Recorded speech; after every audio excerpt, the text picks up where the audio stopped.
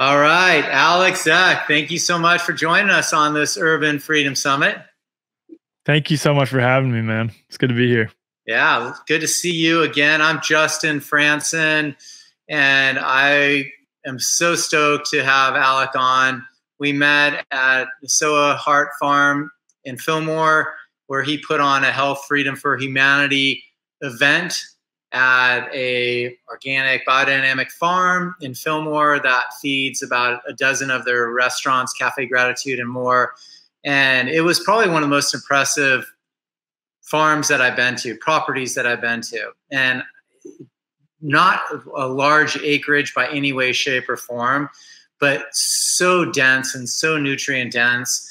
And the way that she really curates the land and was so creative with the space just blew my mind. So let's talk a little bit about that. Like, how did you guys meet? Let's go into the farming first and talk about how urban freedom plays a role with growing your own food and really decentralizing the whole food industry.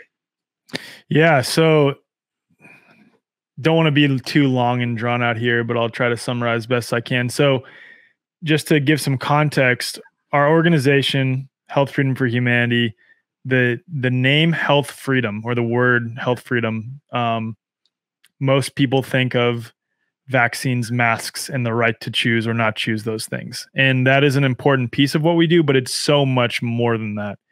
And this event is one of many reflections of that. So I had come to know Molly, who is the owner and farmer and chef for So Heart Farm, and then also her vegan restaurants, Sage Vegan Bistro, and then also her family started Cafe Gratitude. So her family's done a lot in the restaurant industry for like the organic space.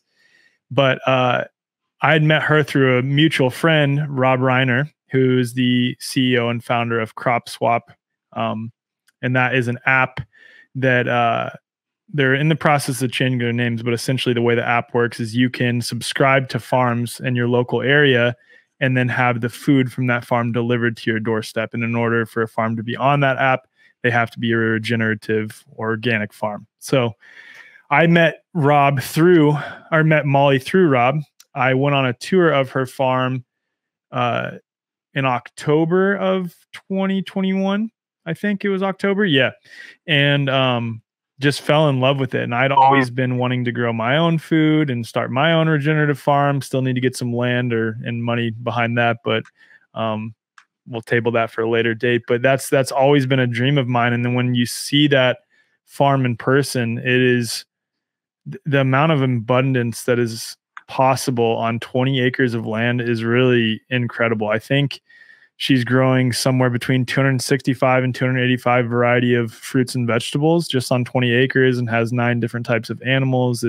You saw Justin, and anyone who was there, it's incredible to see in real life. And so I knew that because of the nature of what our organization talks about, and we had already had some other discussions on our podcast on regenerative agriculture. We had at our event last year in Kansas City, multiple people get up, including some farmers, one by the name of Nick Wallace, get up and talk about the importance of healthy soil, of growing your own food, of regenerative agriculture, of traditional farmers adopting regenerative practices, about how food can literally turn into a form of money in a way. If we were all growing our own food, then fiat currency would be completely useless because we could just use actual hard food as our form of currency between us.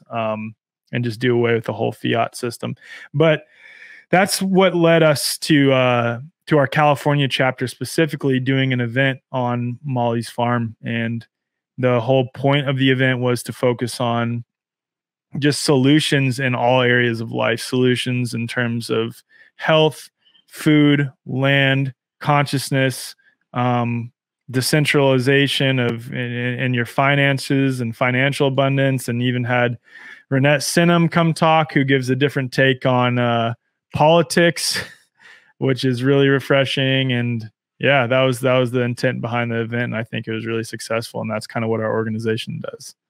Yeah, and you spoke obviously, but your talk, you guys, Alec is a former U.S. captain in the U.S. Army, and he was a world-class athlete on USA's handball team and competed with the Army in handball. So he was an athlete in the military. And he gets up at this event at a farm in the middle of Fillmore, California, and starts talking about biotrain over germ theory, a really similar, detailed, extensive lecture that an MD that I know just gave earlier that year. And I mean, I don't know how you ended up doing that topic, but I can't think of a really a more versatile person. So how do you go from being in the Army as an athlete to lecturing on biodynamic farming at a local farm for your new, Health Freedom for Humanity, .org foundation? I've like given my backstory a lot, but never within the context of that. Cause like even saying it that I couldn't help but laugh when you were talking, because it's like, I just texted a friend of mine like a week ago who's also really, really well-versed in terrain and understanding the true nature of disease. And we were both watching the Mavericks game the other day, and I texted him and I said, and we were just talking about sports, talking about basketball, talking about like the Mavericks and their offense that they were running, which we both thought wasn't really good. And we're both like huge basketball fans. My dad was a college basketball coach growing up. Basketball was my life growing up. And so I texted him, I said, did you ever think, if I had told you 3 years ago that you would be discussing the depths of virology and of cell cultures and what happens in lab settings, and that you'd be challenging actual virologists on it and debunking them, what would you have told me? And he was like, I would have said that you are absolutely effing crazy. And that's exactly how I feel if you had told me that, even just 2.5 years ago. So my path, wow. Well, I grew up in a pretty chaotic and abusive household. And my dad was sort of, and my mom were both sort of repeating patterns of generational abuse and trauma. My mom was very neglectful because she was more focused on trying to fix my dad. My dad, like I said, just repeating patterns. And there's a lot of chaos, physical abuse, verbal abuse in my household. And in 8th grade, or to add more context to this, my dad was a college basketball coach, like I said, until I was around 9 or 10 years old. And then he became my AAU basketball coach. So for my travel basketball team. And basketball was my life, but I was always so scared of messing up because basketball was tied to my self-worth, because it was like life or death. And I know in hindsight, my dad was just doing the best that he knew how because he wanted me to succeed so bad. But there was so much pressure on me to perform that if I hit my first shot, I was going to have 40. If I missed my first shot, I would look over at the bench, see my dad's look on his face, and then immediately be afraid. And then I was going to have a horrible game, and then it would just spiral from there. And so the only school, I'm going to try to tie in multiple things here. So my dad went to rehab when I was in 8th grade, and because of some of the trauma that my family experienced, my mom went to go see a psychiatrist, a traditional psychiatrist, and an expert. And we assumed that this expert knew best. So my mom wasn't asked anything about the trauma that she had experienced, or her nutrition, or her mindfulness, or anything like that.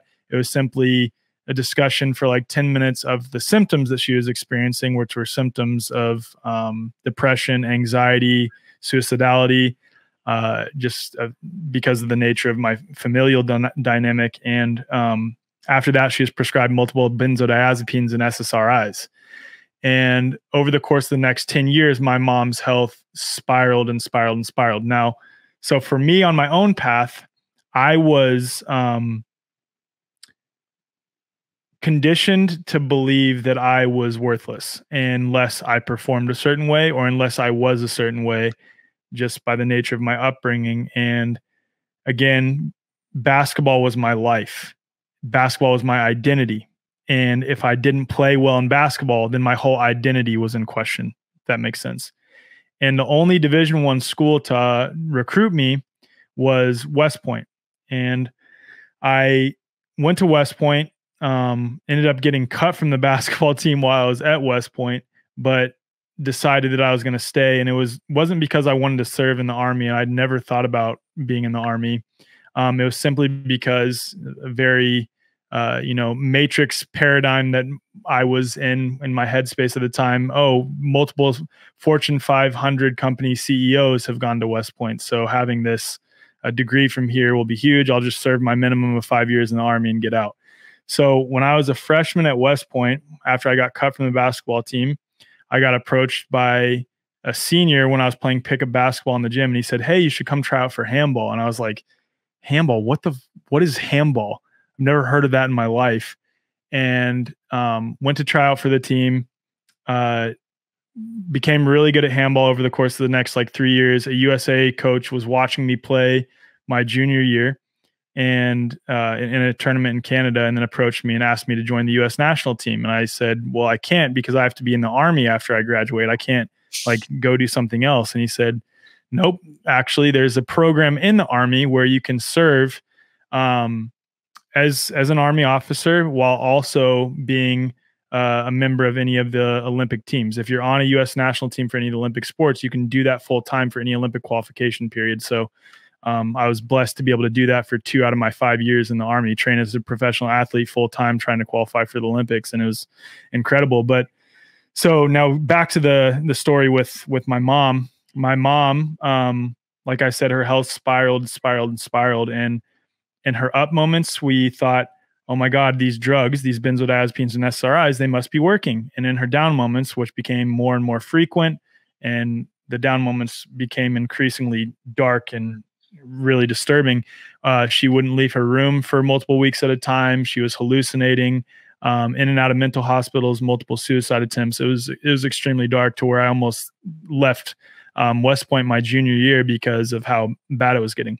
So by the time I'm a senior at West Point, graduated in 2016, we're actually looking at putting my mom in a long-term facility because of the amount of ups and downs. In those up moments, we're like, oh my God, we have our mom back. And then the down moments were becoming more frequent. So my siblings and I sort of thought there's no way we could get closer anymore. And these, little pieces of our mom that we see from her, how she was previously, are becoming less and less frequent. And we were talking, with my dad and other family members about putting her in a long-term facility because we were either going to lose her to suicide or, we just weren't ever going to get the real Zech back. And then by chance, she was seeing a therapist at that time who was reading a book called A Mind of Your Own by Dr. Kelly Brogan. And this therapist recommended that my mom go see Kelly. And just so happened that Kelly had a practice in New York, and I was graduating from West Point. I graduated on May 21st, 2016. And then my mom went to go see Kelly a week later. And Kelly completely changed the path for not only my mom, but for my entire family, because once my mom adopted Kelly's very, natural, holistic approach to health, she began healing for the first time. And that was obviously a huge shock to me. And then my wife, who I just married at the time, right after I graduated, 9 years prior, was diagnosed with lupus and rheumatoid arthritis. And after we saw my mom begin to heal, we tried the same approach for my wife, because my wife was under the care of multiple rheumatologists, was chronically ill, was told she would always feel this way, that she would just have to manage the pain. All these other symptoms would pop up because of the drugs that she was on. Then she'd get on more drugs. It was just a never-ending cycle of chronic illness. And then we adopted the same approach for her that we had adopted with my mom. And in a matter of 4 months, my wife had reversed all of her autoimmune conditions and had blood work to prove that her inflammation levels has gone down. So I was thrown into this space by experience. So I never ever thought I'd be interested in any of this stuff, but I experienced 2 people in my life who are chronically ill, trusting the experts, right? And then see them drastically heal when they stepped away, And then I began this just never ending journey of questioning from 2016 on. And I served in the Army from 2016 until April of 2021. And the whole time I'm like, okay, I know I'm going to get out. I don't know how I'm going to get out. I don't know what I'm going to do when I get out, but I just know I can't do this anymore. I just don't resonate with it. And luckily I didn't have to serve in combat because I was training as a professional athlete, like I said, for 2 of the years. And so when COVID hit, I just saw so clearly through what was going on because of all the research that I had done. And I had also experienced tremendous amounts of abuse and healed much of it. So I know what manipulation, gaslighting, and all of those things look like. And I saw that coming from the government. I saw that coming from the media, the pharmaceutical industry, from allopathic healthcare system, and just saw it so clearly that in May of 2021, while I was still in the Army, I said, I can't be silent anymore. I have to speak. So I was a dude who just posted on social media before that, you know, pictures of my family or like me playing sports or something. And I began using my social media as a means to communicate what I saw going on in the world. And a lot of people started resonating with it. And then I connected with a lot of other so-called influencers, and we decided to start an organization, Health Freedom for Humanity. And this has now become my full-time thing. So this path has been really strange. I don't think many people have a path as strange as mine has been, but I was sort of just thrust into this space by experience, man. And I, you know, there's a lot more context to share there, but that's pretty much it. Wow, what a story. Oh man. I mean, so many ways to go on that. The background's incredible. Let's start with West Point. I've worked with lots of athletes and SEALs, Navy SEALs, and we have a lot of hot shots coming through athleticism program. And I know that currently all the West Point students had to take the shot that everyone's. I think there's still a few holdouts, but yes, that's pretty much like 99% correct. So how can we shift this narrative? I mean, other than your Andrew Kaufman-esque, you know, talks on germ theory versus bioterrain and how, you know, a virus is just a dead protein. That's our adaptive system. I mean, how do we go into that type of an organization from the top down that's literally grooming patriots to fight for our freedom when they're not acting the way they're presenting themselves to represent?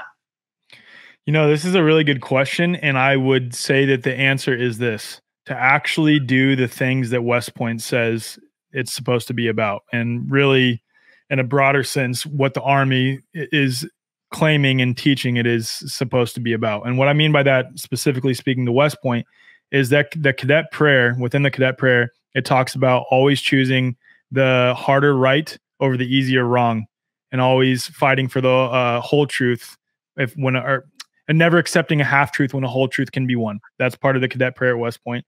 I was taught to do individual risk benefit analyses on literally every decision. We would do decision trees in the major that I majored in, systems engineering. And we would do military decision-making process protocols, and that's called MDMP. And that's like supposed to be what the Army is about. But somehow the Army and West Point have succumbed to this very leftist Marxist ideology. And I say that with full acknowledgement that I do not think that the right is good either. And I'm very much middle of the road. And I think politics is all theater and illusion anyway. But it has succumbed to this very leftist Marxist mentality. And it's really quite disturbing because I look at, as an example, what happened with the shots. And that's just one of many examples. There's so many other things that I could go into, even just the nature of the wars that we found ourselves in and the intent behind them versus what the actual intent is. So just on the example with the shot, though, individual risk benefit analyses, right? We know that, and I'm sure that many of the Army's medical personnel know that we received the sequences for the vaccines from the Chinese authorities. One, We know that we are, or at least we say that we are, always under threat of a conflict with China, right? That's number two. So we're taking that at face value, those sequences, they're putting them into the vaccines, and then we're delivering these vaccines to the entire Department of Defense. And not only delivering it like, hey, here's an offering, like, oh, you must take this thing. Also with the context that the Chinese government did not have their military take mRNA products. That's also a little weird. And also with the context that in general, the population in the US Army is much healthier than the average American. And like there's certain requirements that you have to meet, and they've kind of become a little too lenient, but there's certain requirements that you have to meet in order to even be a soldier in the Army. And I look at the COVID data, 95% of COVID deaths had an average of 4 comorbidities, 78% of hospitalizations were in overweight or obese people, and the largest risk factors for death were obesity and fear/anxiety related disorders.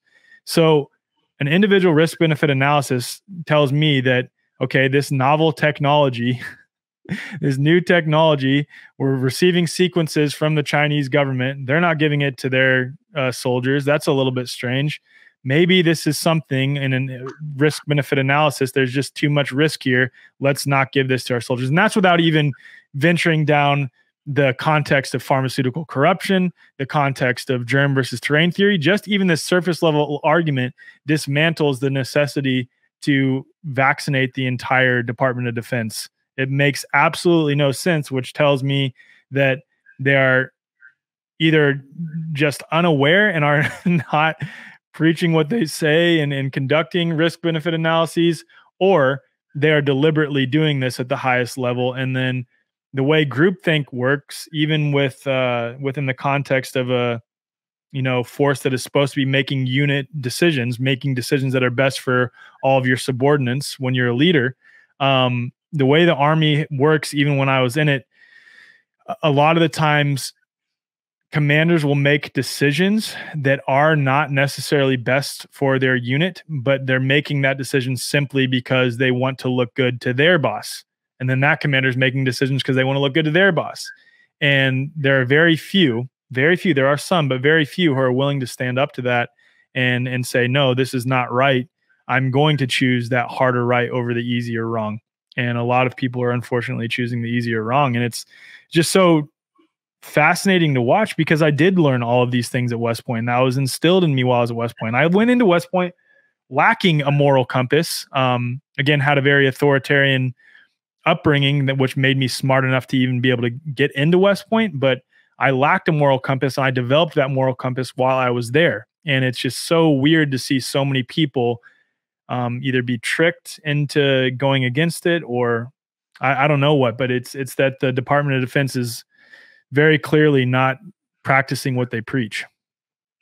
Yeah, it's super disturbing. And I just brought them up because it's such a perfect example of being a leader and then representing by example, as you do, as Andrew Kaufman does, as Tom Cowan does, as Mike Winter does, and Bear Lando does, and Kelly Brogan. I mean, and the list goes on, but those are the people that I know, that both of us know personally, and have dealt with them extensively over the last year or two, and have the same methodology. But that's what a leader looks like. A leader looks like the one that really showcases how the universe works, how we're one with it, and then what the difference between this man-made stuff is and how we're really made. And then when you can just literally quantify it and share that information, and then just decide, like for the West Point, decide just to go a different direction. I mean, it's beyond any reason that we could ever fathom. Mm-hmm. So there must be something bigger than them pushing down on it. And then at the end of the day, it's got to be for money and power. And so that's why we're really having this chat right now. Is we're looking for freedom in urban settings where most of the population is, we're looking out for all these individuals and saying, hey, join these foundations, support these foundations, support the local farmers, start growing your own food. Get with guys like Jim Gale and Food Forest Abundance and start to become your own grower of food and stop buying all the pesticide-ridden foods, because literally we can shift this entire system instantly overnight by stopping purchasing, all these incredibly damaging products that are in the marketplace. I mean, every single thing that's in plastic can be changed overnight. We just stop buying it. And the second we do that, it's really, it could shift a lot. Don't you feel the same way? Yeah. And I want to speak on that in a broader sense too, more than just no longer supporting and giving your energy to some of the products that perpetuate this system and perpetuate the centralization of systems, because what we need is decentralization and more local community-led systems, right? And in a broader sense, the way to stop the tyranny, the way to stop the World Economic Forum and all the governments around the world syncing up with each other to collectively implement this plan that is very clear to any of us who are awake, is to simply be free. That's why I'm wearing this shirt. I wear it all the time. It says be free on it. And what do I mean by be free? It means whatever it looks like to you to be the authentic version of yourself. And so many people are too scared to be authentic, and so many people are too scared to be real, so they conform with what is not real, with what goes against who they truly are and what they truly think and perceive about the world. And I think a lot of people in the, so-called freedom or sovereignty space are so caught up with petitioning the government, asking the government for permission, pleading with the government, contacting their congressmen, protesting right outside their capital, which those can be good showcases of unity. But what that does is it reaffirms that thing, even though it's an illusion, that thing has power over me, that I am not free because of something that they are doing.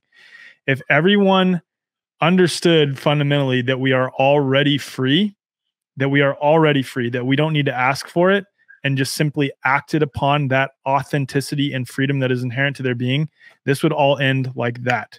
We don't need to petition them. We don't need to ask them for permission, any of those things. We don't need to, fight the system. It's like the old quote by, what's his name? I forget his name, but it's rather than fight the existing system, go make new systems to make the old one obsolete. And that's what we need to be doing right now. Focusing our energy on creating new things, new systems to just make the old one obsolete. Because the more that we can show that this side is excelling, this side is in collaboration with each other, this side is in community, is open, is allowing free thought and the free sharing of information perspectives, while the other side is saying, you must be this way, you must do this, you must do that. The more we can be the opposite of that, the more people will come onto this side. And I think that we don't need to be fighting for our freedom. It's just simply acting on the freedom that you already have. You thinking that you have to get your freedom back from someone is wrong. It's already there. You just need to act on it. Right. And the way you act is by not believing that this drug will save you or this pill will save you or this shot will save you, or this bad food is conventional. Like literally, I mean, we have to, again, understand and unlearn, right? Unlearn what we've been taught in a lot of ways, because we've been brainwashed to think certain ways. But to your point, acting on that, and just, I feel it was a level of consciousness that the names that I listed previously, and we all have this innate level of consciousness that we know we are already free. It's a knowing. Mm-hmm. And with that, we know we're connected above, we're protected. We're not worried about really anything. So because we're already free and protected and connected, then all the other stuff out there is just background noise. Amen. It really is. And it's like, I think one of the things that I'm most passionate about to really disconnect from the system is growing your own food. That's actually like partially why I'm moving to Texas here soon, is I want to be a little bit closer to Molly, because she's setting up another regenerative farm in Texas around 2 hours away from us.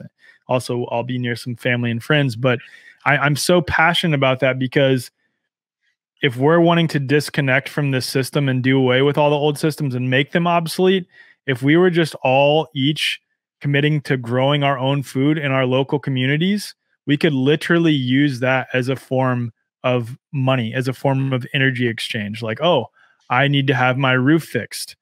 I have 8 pumpkins. You need pumpkins. You didn't grow any this year. Here's 4 pumpkins, and then you can fix my roof for me, rather than, compensating people with fiat currency, which is really in many ways at the root of all of these problems, because they control it. They print it when they want to. They, keep it close for themselves.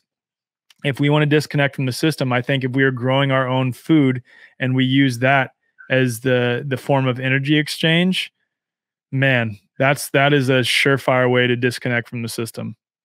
For sure. Well, tell me more about the healthfreedomforhumanity.org, your foundation. You founded it, you started it. What are your initiatives? How can people get involved? How does it generate revenue other than donations? And how can people really start to support it in a grand scale? Yeah. So like I said, I started this organization alongside several other so-called influencers, and the intent behind it was to show that health freedom is not something that only super far right-leaning Trump-supporting QAnon conspiracy theorists want, that it really is people from all walks of life. And when we started, we really showcased that pretty effectively, in that we had people really from all walks of life, all races, all religions, socioeconomic backgrounds, political affiliations, genders, sexual orientations. We had literally everyone, and we are united on this shared belief that everyone has the right to choose what is best for their own health without coercion or force. So that's how we started. And then over time, we started implementing so many other things into what we are about: regenerative agriculture, common law, natural law, consciousness, all the other things that really make up what it means to be healthy, and focusing on solutions to counteract all the tyranny that was going on.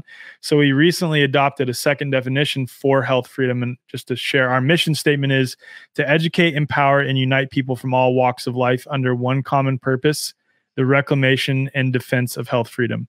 And like I said before, health freedom is the right to choose what is best for your own health without coercion or force. But the second definition we've recently adopted is the right to know and access what produces and maintains mind, body, spirit wellness. And that shows that we hold solutions to be just as important as counteracting and educating on all of the tyrannical things, on the corruption of the pharmaceutical industry, government corruption, all those things. Yes, that's important, but how do we maintain and produce mind, body, spirit wellness, right? So what our organization is in the middle of doing right now, and yes, we rely on donations, and then also make money off of our events that we hold. The one that you went to in California and Fillmore, host a lot of events like that. But we're developing a membership platform right now, and it'll coordinate with our chapters that we already have. We have 19 chapters in the United States and chapters in 3 other countries, and we're looking to expand a lot more. But really right now, we're just in need of funding in order to continue to expand our chapters. So what the membership will include is exclusive podcasts and courses, footage from all of our filmed in-person events, live stream event footage, some documentary films, weekly live stream Q&As with members of Health Freedom for Humanity that'll be streamed directly to our membership platform, and then exclusive discounts with Health Freedom for Humanity brands, partners, courses, and products. So we've partnered with several brands. We're partnering with your organization, and we're going to be offering some pretty awesome discounts, basically cultivating an environment where anybody who's a part of our community has access to the best possible deals they can get in the realm of holistic health products, services, and courses. So we're really, really pumped about that, and it's just going to continue to grow from there. And in order to be a part of our membership, all that requires is a minimum donation of $11 a month or $99 annually, and you can be a member. And yeah, we're really excited because this will also bleed over into our chapters, and they will be creating essentially an environment locally with local hubs where they have contacted businesses who will then be offering discounts on the ground in real life to anyone who's a member of, the Health Freedom Free Mandy Wisconsin chapter. If you're a small business owner in Wisconsin, you want to be a part of this community, you just give a 10% discount code to anyone who's a part of it. And then that whole community is being pushed directly towards your business. So it's a really amazing way to create a network and create a community of people all over the United States that is supporting each other. Oh, that's fantastic. And $11 a month is a no-brainer for most people to really get this initiative out there, to support this and to really essentially raise that consciousness of mind, body, and spirit. So we know that we are free. I mean, that's just fantastic. And this summit, our Go Beyond Summit for the Urban Freedom, will air on the 4th of July weekend. Like, this is our time for freedom. We've been a free country for 250 years approximately. I mean, we're so young. We're so young as a country. I go back and study the history with my daughter in these history books, and there are these dynasties that have lasted for thousands of years. And to see ours really start to unravel within, just after a couple hundred years from the inside out. I mean, this isn't really an attack from another country in, although there are some subtle signs of it from what you're saying with the sequencing and the shots, and what I see with our EMF rocks and on the cybersecurity side of, all these parts and all of our phones and devices they're made in the CCP district. And so they're listening and aggregating that information. So that's worrisome. But to see our country really buy into a fear agenda for profit and to depopulate at the end of the day and establish more control, we're in a challenging time. And we're in the military where they teach you how to combat, a foreign, threat. And there's lots of ways to combat that. But this is a new fight within our own, and it's through our words and our consciousness. And I personally am so appreciative of people like you that really have a giant heart and are so connected, that have the will and the strength to stand up for who you are and what you represent and what we were born in to represent. And that's freedom at the end of the day. And so I'm super grateful for your voice. Thank you. I really appreciate that. I think it's important too. And I think the main thing that I would want to impress upon people is the importance of sharing your authentic perspectives, regardless of if they are not in agreement with mine or other people's. It's important that we all express ourselves authentically and, like I said, be free. And I think that's probably the most important thing that we can do right now to turn around what's happening in the world, because so many people are having to hide aspects of themselves, or having to, or thinking that they need to conform with certain ideologies they don't believe in. And, the powers that be will use that against us. If we're being authentic and true to ourselves in every way, we're not subject to any of this nonsense anymore. So I think that's the most important thing right now. Yeah, definitely. And I've stopped watching TV altogether. I love sports, and unfortunately, you're wearing the Boston hat, and I've stopped watching because there's still guys wearing masks. I know, it's awful. And I just, I feel so awful for these players that I'm such a pro advocate for athletes, and I have always gone to bat for them. And I have so many of them that have been forced to get the shots for their career. And several of them said no. But at the end of the day, most of them ended up succumbing to it. So I want to support the organizations, give time and attention, and then share this awareness that, hey, we already are free. So, I mean, this is a wild time. So, hey, thank you so much, Alec, for joining us and sharing your information. You guys, healthfreedomforhumanity.org. And this, again, is coming out on 4th of July weekend. Alec, let everyone know where you will be the back half of 2022 so they can come visit you. Yeah, so I literally will be in Texas. So hopefully we'll be having our next event there in November. Maybe by July, there'll be a lot more details. Hopefully, I know we're recording this a little bit earlier than July 4th, but we're planning an event November 3rd and 5th. It's our annual event that we host. It'll more than likely be in Austin, Texas. If not, I'll share the details that you can put in the show notes for this. But as an organization, where we will be going is just doing our best to educate, empower, and unite people, because that is extremely important for us to unite in local community with people who are like-minded and start cultivating an environment where we can collaborate with each other locally to counteract anything that's going on in the world. And then for me personally, I don't know, man, because if you had, again, asked me 3 years ago where I'd be right now, I would have never said I'd be doing anything like this. So 6 months from now, who knows what the heck I'll be doing, but I'm sure I'll just continue to follow the bouncing ball and be the authentic version of myself. So yeah, you will.